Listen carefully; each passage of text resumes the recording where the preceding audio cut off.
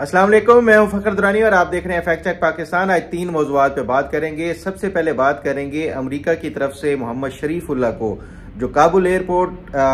धमाके का मास्टरमाइंड बताया गया था, उसमें एक नया ट्विस्ट आया है और अमेरिकी मीडिया की तरफ से ये दावा किया जा रहा है कि CIA ने झूठ बोला है, असल हकायक कुछ और हैं। असल हकायक क्या है, इस हवाले से तफसीलन बात करेंगे। दूसरे नंबर पे बात करेंगे क्या PTI के इस्टेब्लिशमेंट के साथ रवाबित हैं। जुनैद अकबर ने इस हवाले से कंफर्म किया है और ये दावा किया है कि PTI के इस्टेब्लिशमेंट के साथ कुछ रवाबित हैं। इसमें किस हद तक हकीकत है और क्या इन रवाबित से कोई आगे पेशरफ्त भी हो सकती है या नहीं, तफसीलन इस हवाले से बात होगी। और तीसरे नंबर पे बात करेंगे अमेरिका की तरफ से अफगानिस्तान और पाकिस्तान के शहरियों के ऊपर पाबंदी लगाए जाने का और अमेरिका की तरफ से वीज़ा ना दिए जाने के हवाले से खबरें आ रही हैं। इसमें किस हद तक हकीकत है और क्या वाकई पाकिस्तानियों के ऊपर ये पाबंदी लगाई जाएगी, तफसीलन इस हवाले से भी बात होगी। सबसे पहले बात कर लेते हैं अमेरिका की तरफ से जो एक अहम पेशरफ्त हुई थी, मोहम्मद शरीफुल्लाह की गिरफ्तारी, जो ट्रंप की तरफ से state of the union address जो कि अमेरिकी कांग्रेस से खिताब में उसने बड़ा एक अहम एक संगे मील के तौर के ऊपर, इसको कारनामे के तौर के ऊपर पेश किया था और ये कहा गया था कि 13 अमेरिकी जो मेरीन्स थे या जो फौजी थे उनके कातिल को पकड़ के अमेरिकन स्वॉर्ड ऑफ जस्टिस से वो कहीं भी नहीं बच सकते। और हमने वो इस टाइम जो ट्रंप ने कहा कि इस टाइम जब मैं तकरीर कर रहा हूँ वो अमेरिकी फौजियों के कातिल को अमेरिका लाया जा रहा है और इस हवाले से फिर उसने पाकिस्तान की तारीफ की और ये कहा कि गवर्नमेंट ऑफ पाकिस्तान ने उसको पकड़ने में जो अहम किरदार अदा किया। बहरहाल ये जो इसका पस मंज़र है। फिर उसके बाद कल मैंने अपने वीलॉग में भी बताया आपको जो एक डेवलपमेंट हुई, अमेरिकी जो डिपार्टमेंट ऑफ जस्टिस है उसकी तरफ से एक स्टेटमेंट जारी की गई जिसमें यह कहा गया कि 2 मार्च को मोहम्मद शरीफुल्लाह से तफ्तीश की गई और मोहम्मद शरीफुल्लाह ने दौरान तफ्तीश उसको ये कहा गया कि FBI की तरफ से जो तफ्तीश या इंटरव्यू किया गया उसमें मोहम्मद शरीफुल्लाह ने इसका इंकशाफ किया और इसकी तस्दीक की है कि वो जो काबुल एयरपोर्ट अगस्त 2021 के जो धमाका था जिसमें 170 के करीब अफगान शहरी और उसके साथ साथ 13 अमरीकी फौजी मारे गए थे, उस हवाले से उसने ये इस बात की तस्दीक की है कि उसने जो सुइसाइड बॉम्बर था काबुल एयरपोर्ट का, उसको ना सिर्फ ये कि रास्ता और जो ओवरऑल जो लॉजिस्टिक सपोर्ट थी वो उसमें मदद फराम की थी और उसके साथ साथ फिर उसने ये भी माना कि जो कैनेडियन एम्बेसी के जो अटैक थे 2016 के उसमें भी उसका किरदार था और फिर उसके साथ साथ जो 2024 के रूस में मॉस्को में जो किया जाने वाला जो खुदकुश हमला और उसके साथ साथ जो अटैक था दाइश की तरफ से ये दावा किया गया था, उसमें भी उसकी तरफ से ये इंकशाफ किया गया मोहम्मद शरीफुल्लाह की तरफ से कि उसने ना सिर्फ ये कि सपोर्ट फ्राहम की और फिर उसके साथ साथ ये भी बताया कि जो 4 हमलावर थे मॉस्को हमले में उसमें से 2 की बाकायदा इसने ही ट्रेनिंग की थी कि राइफल किस तरह चलानी है, कि 47 कैसे चलानी है, ये उनकी ट्रेनिंग इसने की थी मोहम्मद शरीफुल्लाह ने। अब ये जो FBI की तरफ से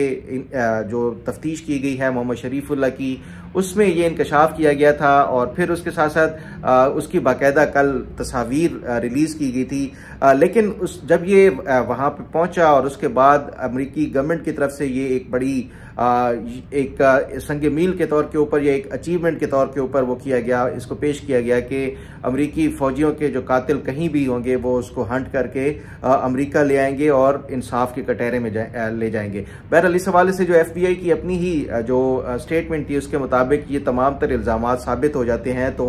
मोहम्मद शरीफुल्लाह को लाइफ इम्प्रिजनमेंट की वो दी जा सकती है, सज़ा दी जा सकती है।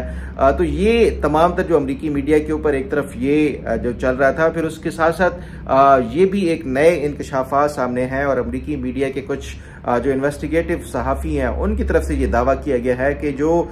CIA ने मोहम्मद शरीफुल्लाह को दाइश के एक अहम कमांडर और उसके साथ साथ जो अगस्त 2021 के काबुल एयरपोर्ट हमला है या धमाका है उसके मास्टरमाइंड के तौर के ऊपर पेश किया जाता है, ये बिल्कुल गलत है और ये CIA की तरफ से झूठ बोला जा रहा है असल हकायक को छुपाने के लिए। इसके मास्टरमाइंड जो है वो ये कहते हैं कि जो ISIS के जो खुरासान है, जो दाइश खुरासान के सरबराह है सनाउल्लाह गफारी, वो इसके जो है मास्टरमाइंड है और उसके साथ साथ ये अमेरिकी मीडिया में ये दावा किया जा रहा है कि सनाउल्लाह गफारी के साथ साथ जो हकानी नेटवर्क है उसके एक अहम रुकन हाफिज हकानी या हफीज हकानी वो है, और ये दावा किया जा रहा है कि ये अयमन ज़वाहिरी के दामाद भी हैं हफीज हकानी। तो ये दो लोग हैं जो कि काबुल एयरपोर्ट धमाके के मास्टरमाइंड हैं, लेकिन उसको जो है वो तमाम तर इसके ऊपर पर्दा डालने के लिए और ISIS के जो सरबराह हैं और उसके साथ साथ जो हकानी नेटवर्क है उसके तमाम तर इनको छुपाने के लिए CIA ये झूठ बोल रही है, और ये तमाम तर जो मलबा है ये शरीफुल्लाह के ऊपर डाला जा रहा है। गो के ये जो अमरीकी मीडिया है ये दावा कर रहा है कि गो के इसमें शरीफुल्लाह का एक अहम रोल रहा होगा, लेकिन इसको मास्टरमाइंड के तौर के ऊपर पेश करना और फिर उसके साथ साथ कि ये ISIS का एक अहम कमांडर था, ये बिल्कुल गलत है। ये अगर हम देखें जो अफगानी मीडिया है उसकी तरफ से ये चलाया गया है कि ये जो इसका जो शरीफुल्लाह के हवाले से कि ये गिरफ्तार था और जब ये काबुल टेक ओवर किया गया तालिबान की तरफ से तो उसके बाद ये इसको रिहा किया गया, और फिर उसके कुछ ही दिनों के बाद रिहाई के कुछ ही दिनों के बाद ये जो काबुल एयरपोर्ट धमाका हुआ है और उसमें फिर ये इसके हवाले से शरीफुल्लाह का आ रहा है कि ये स्ट्रेटेजिक जो इसकी और उसके साथ साथ जो लॉजिस्टिक सपोर्ट है इसने फराहम की है। फिर इसकी जो रास्तों की क्लियरेंस के हवाले से भी ये दावा किया गया है कि ये मोहम्मद शरीफुल्लाह की तरफ से दिया गया। अब इसमें जो मेन हमला आवर था अब उसके हवाले से जो एक बड़ी अहम और जो इंकशाफ हुए हैं ये भी इसी अमरीकी मीडिया की तरफ से ही इंकशाफ किया गया है कि ये जो अब्दुल रऊफ सांगरी इसका या संगारी इसका असल नाम है, जो कि ISIS में या दाइश में इसका जो एलियस या उर्फ आम जो इसका नाम है वो है अब्दुल रहमान लोगरी या लोगारी। ये जो मेन खुदकुश बमबार था अब्दुल रहमान लोगारी, इसकी जो तफसीलात बताई गई हैं कि ये इंजीनियरिंग का स्टूडेंट था, फिर उसके साथ साथ इंजीनियरिंग की ये जो तालीम हासिल करने के लिए ये इंडिया गया। इंडिया में जाके इसने जो इंजीनियरिंग की तालीम कर रहा था उसके साथ साथ इसकी कुछ एक्टिविटीज़ मशकूक नज़र आई, और फिर इसमें ये दाइश के लिए वहाँ पे टारगेट्स सेट कर रहा था, और इस हवाले से कोई शॉपिंग मॉल और उसके साथ साथ दिल्ली के कुछ अहम और मारूफ जगहों को भी टारगेट के लिए इसकी जब ये रेकी कर रहा था तो उसी दौरान CIA की तरफ से कोई इंटेलिजेंस रिपोर्ट दी गई इंडिया को, जिसके बाद इसको ये जो अब्दुल रहमान लोगरी था जो कि काबुल का खुदकुश बमबार था, इसको CIA की टिप्स के ऊपर इंडिया में गिरफ्तार किया गया। वहाँ पे इसको कुछ अर्सा गिरफ्तार रखा गया और फिर इसके बाद उसको डिपोर्ट किया गया वापस अफगानिस्तान ये वापस आया तो उसके साथ साथ जो IS के या जो दाइश खुरासान है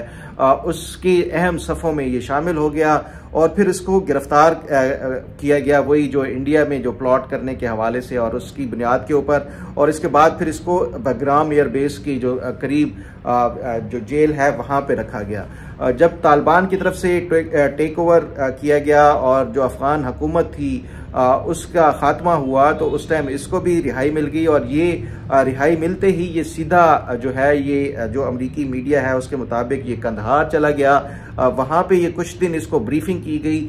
काबुल एयरपोर्ट के हवाले से, जिसमें उस ब्रीफिंग में ये अमरीकी मीडिया की तरफ से दावा किया गया है कि इसमें सनाउल्लाह गफारी जो ISIS या दाइश खुरासान के जो सरबराह हैं वो और उसके साथ साथ जो रजब सलाहुद्दीन थे वो उस ब्रीफिंग में या इसकी जो ओवरऑल के काबुल एयरपोर्ट के हवाले से जो धमाके के हवाले से बाकायदा ट्रेनिंग के लिए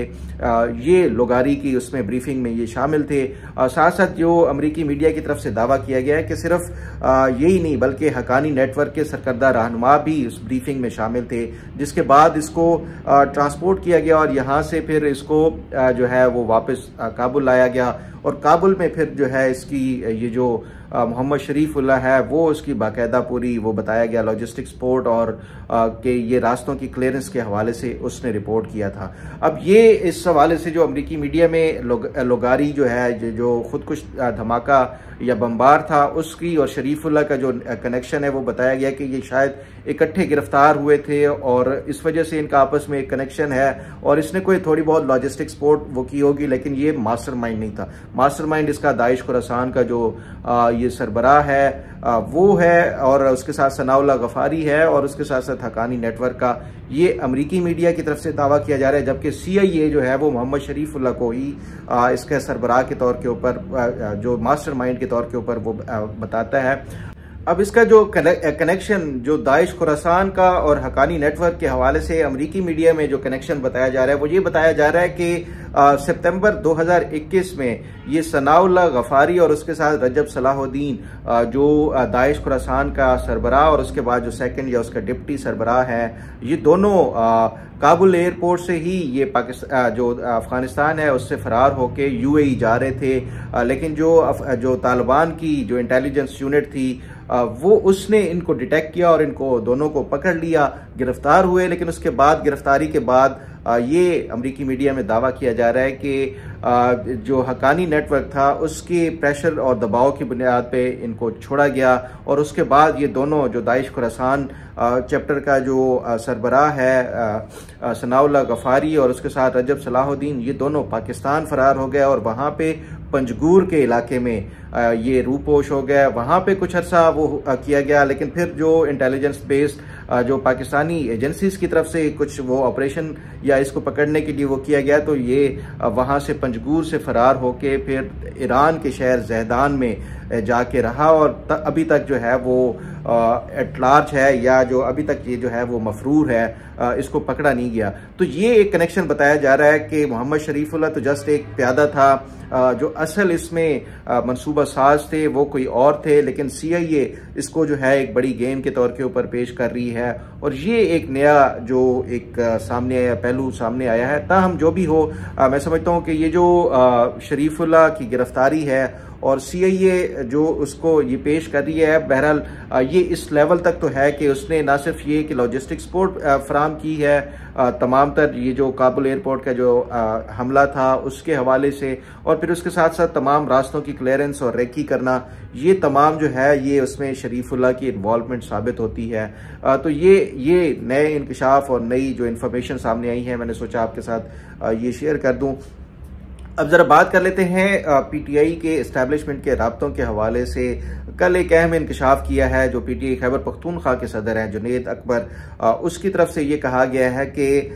इस्टेब्लिशमेंट के साथ PTI के राब्ते किसी न किसी सूरत में और किसी न किसी लेवल के ऊपर वो जारी रहते हैं। और इस हवाले से फिर ये भी कहा गया कि उसका कोई आउटकम निकलता है या नहीं निकलता, ये इस हवाले से मैं भी वक्तन फ़वक्तन आपको बताया है कि जो PTI की तरफ से इस्टेब्लिशमेंट के साथ जो रवाबित हैं वो ना सिर्फ ये कि किसी न किसी सूरत में जारी रहते हैं, बल्कि अभी 2 दिन पहले मैंने आपको बताया था कि PTI की तरफ से एक लेटेस्ट जो अटेम्प्ट की गई है इस्टेब्लिशमेंट से दोबारा पसे पर्दा मुज़ाकरात शुरू करने के हवाले से और दोबारा से राब्ते बहाल करने के हवाले से, वो PTI की तरफ से राब्ता किया गया है। जो इस्टेब्लिशमेंट का नुमाइंदा समझा जाता है वज़ीर दाखिला मोहसिन नकवी से रब्ता करने की कोशिश की गई और दोबारा से जो पस पर्दा मुज़ाकरात हैं उनको बहाल करने के हवाले से दरख्वास्त की गई। जो मेरी इतलात है मोहसिन नकवी की तरफ से ये बताया गया PTI को कि फ़िलहाल वो मसरूफ़ हैं, जो ICC चैम्पियंस ट्रॉफी हो रही है उसके इंतज़ामात और उसकी ओवरऑल जो सुपरविजन के हवाले से बतौर PCB चेयरमैन के, इसलिए अभी फ़िलहाल कोई वो उसको जवाब PTI की तरफ को मुस्बत कोई जवाब नहीं दिया गया। उसके बाद ये जो ICC चैम्पियंस ट्रॉफी है उसके बाद ही देखा जाएगा कि क्या दोबारा से जो पस पर्दा मुज़ाकरात हैं वो शुरू किए जा सकते हैं या नहीं किए जा सकते। माजी के हवाले से अगर मैं आपको बताऊं, और ये बारहा मैं रिपीट भी कर चुका हूं, नवंबर में भी इस्टेब्लिशमेंट और PTI के दरमियान मुज़ाकरात हुए और एक मुस्बत पेशरफ्त हो रही थी, लेकिन इमरान खान की ज़िद की वजह से और अना की वजह से जो इमरान खान ने मुतालबा किया कि जो नेक्स्ट एक जुम्मा आ रहा था उन मुज़ाकरात के दिनों में कि चंद दिनों के अंदर अंदर उसको रिहा किया जाए, वरना फिर जो है ये जो PTI की तरफ से जो ये किया गया था एहतजाज या जो रैली निकाली गई थी पेशावर से लॉकडाउन इस्लामाबाद के हवाले से, वो फिर जाके D चौक रुकेगा। तो ये मुज़ाकरात का सिलसिला ख़त्म हो गया। फिर उसके बाद दोबारा से शुरू हुआ मुज़ाकरात PTI और इस्टेब्लिशमेंट के दरमियान जो लेकिन वो भी कोई उसकी पेशरफ्त इस वजह से नहीं हो सकी कि इमरान खान की तरफ से उनके अपने ट्विटर अकाउंट से और उनके सोशल मीडिया अकाउंट से ना सिर्फ ये कि इदारों को टारगेट किया गया, बल्कि उसके साथ साथ हमने देखा है कि जिस तरह से इल्ज़ामात लगाए गए, तो फिर एक बार जो है ये जो इस्टेब्लिशमेंट और उसके दरमियान जो मुज़ाकरात का सिलसिला था वो रुक गया। फिर हमने देखा कि एक फ्रंट के ऊपर दोनों जो सियासी तौर के ऊपर मुज़ाकरात के लिए कमेटियां बनाई गई। वो भी हमने देखा कि 2 मुलाकातों के बाद तीसरी पे ही इमरान खान ने डेडलाइन आने से पहले ही ये मुज़ाकरात ख़त्म कर दिए और फिर इदारों के ऊपर चढ़ाई शुरू कर दी। फिर हमने देखा कि बैरिस्टर गौहर और अली अमीन गंडापुर की आर्मी चीफ और उसके साथ 2 अहम जो मिलिट्री लीडरान थे उनके साथ पेशावर में मुलाकात हुई, जिसमें ये पीटीआई की तरफ से वो किया गया कि इमरान खान के जो रिहाई और उसके हवाले से ज़रा ये बताते हैं वो किया गया। लेकिन जो पीटीआई की क़यादत है उसको ये बताया गया कि ये जो सियासी मामलात हैं वो पॉलिटिकल फ्रंट के ऊपर और सियासी जमातों के साथ और जो सिविलियन गवर्नमेंट है उसके साथ ये तय किए जाएँ। तो ये भी जो सिलसिला था हमने देखा कि वो जो आर्मी चीफ के साथ मुलाकात के बाद एक लग रहा था कि विंडो ओपन हो रही है, वो भी बंद हो गई। और फिर हमने देखा कि पीटीआई की तरफ से आजकल फिर से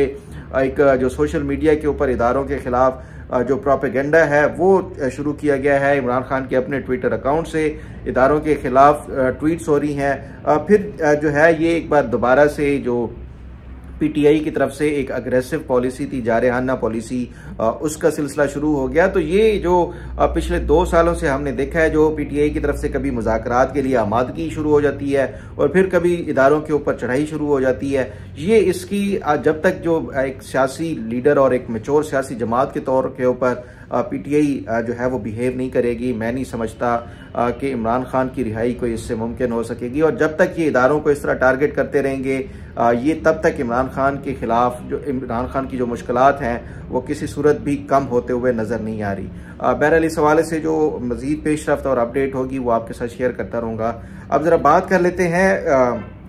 पिछले 2-3 दिनों से ये खबरें चल रही हैं नेशनल मीडिया और इंटरनेशनल मीडिया के ऊपर भी कि सदर ट्रंप की तरफ से जो मुख्तलिफ ममालिक के ऊपर पाबंदियाँ लगाए जाने का सिलसिला है उसमें जो लेटेस्ट एक पेशरफ्त या अपडेट है वो ये है कि अफ़गानिस्तान और पाकिस्तान के शहरियों के ऊपर अमरीका दाखिले और अमरीका में ट्रैवल करने के हवाले से पाबंदी लगाई जा सकती है।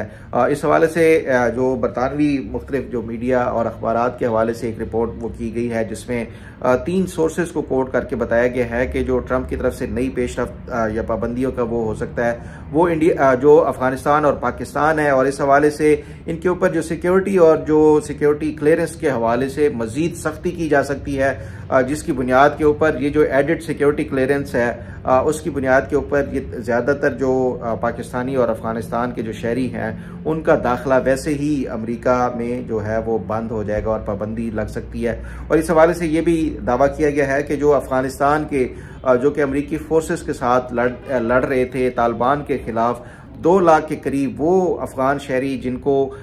इनिशली जो बाइडन इंतज़ामिया थी उसकी तरफ से इनिशियल सिक्योरिटी क्लियरेंस के बाद अमेरिका में एक स्पेशल जो स्टेटस का जो इमिग्रेंट्स का जो स्टेटस दे के इनको वहाँ पे बसाने का वो किया गया था, प्लान था। इस जो ट्रंप की पॉलिसी है उससे सबसे ज़्यादा जो मुतासर होंगे वो अफ़गान शहरी होंगे जो कि अमरीकी फोर्सेस के साथ मिलके तालिबान के ख़िलाफ़ लड़ते रहे या किसी न किसी सूरत में इन्वॉल्व रहे।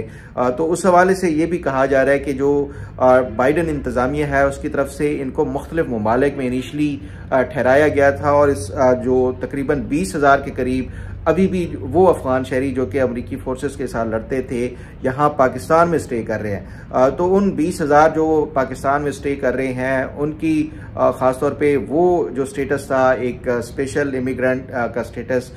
जिसके तहत वो स्टेप वाइज या एक मुख्तलिफ मराहिल में उनको अमेरिका ले जाना था और यहाँ पे जो पाकिस्तान में रह रहे थे उनका जो मुस्तकबिल है वो जो है वो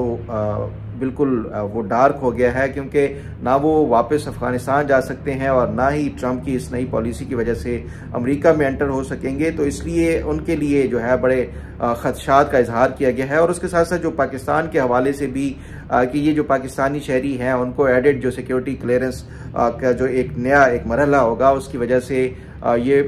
जो पाकिस्तान उन ममालिक में वो शामिल होगा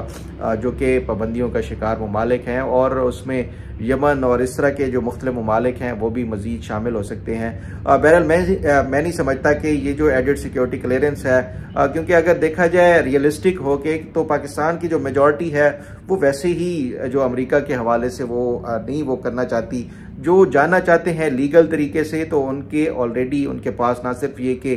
जवाज़ होते हैं बल्कि वो तमाम तर जो सिक्योरिटी क्लियरेंस के हवाले से उनको कभी ये इस तरह की मुश्किलात का वो सामना नहीं करना पड़ सकता। बहरहाल जो इलीगल इमिग्रेंट्स के हवाले से है, अगर आपको याद हो तो जो साइफर का मैंने आपको एक बार बताया था कि जो साइफर का कंटेंट थे उसमें टोटल 11 थे। 9 नुकात जो थे वो इलीगल इमिग्रेंट्स और ट्रेड के हवाले से थे। ये जो इलीगल इमिग्रेंट्स के हवाले से जो अमेरिका के तहफ़्फ़ुज़ात और जो ख़दशात हैं वो आज से नहीं है बल्कि पिछले कई सालों से हैं कि पाकिस्तान से गैर कानूनी जो तारकीन वतन हैं वो आ रहे हैं। हुकूमत पाकिस्तान को इस हवाले से बाकायदा